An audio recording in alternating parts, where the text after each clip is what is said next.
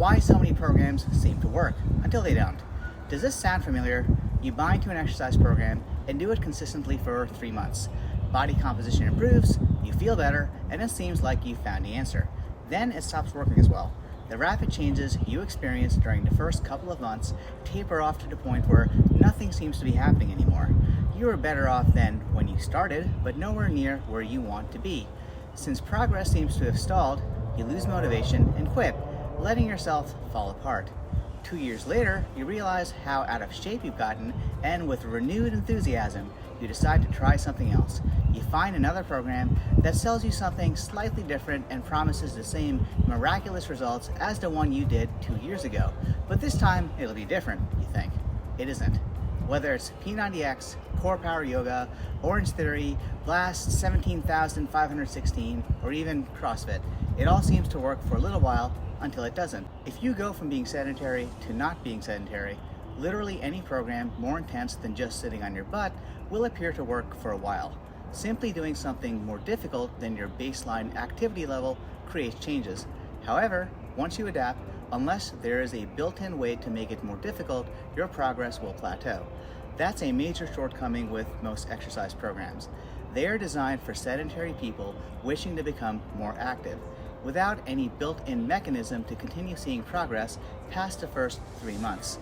This is something that could easily be fixed, but if you could simply stick with one program indefinitely, why would you buy any of the other programs? Offering continuous novelty continues selling you on the false sense of hope that the next thing will provide the answer you're looking for. The fact of the matter is, as long as there's a way to make things incrementally more difficult as you adapt, pretty much anything will work. However, some forms of training are more amenable to incremental progression than others. With weights, it is simply a matter of using heavier weight or adding more reps and sets or training more frequently. With intervals, you can try to do more and more reps within a given time. If you run, you can simply increase your mileage. However, with a lot of commercial programs, workouts are random and exercises are too complicated to progress. You must get good at something first, then figure out a way to make it harder. If you do different things every time, you don't get good at anything specifically and have no way to implement progression, other than doing more random stuff more frequently. So while a previously sedentary person may see progress by doing random workouts, it's simply because they went from nothing to doing something.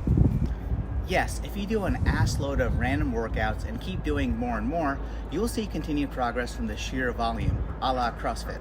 However, training like this is unsustainable and predisposes you to burnout and injury, and many athletes resort to performance-enhancing drugs to sustain this type of training. It's just not an intelligent or sustainable approach.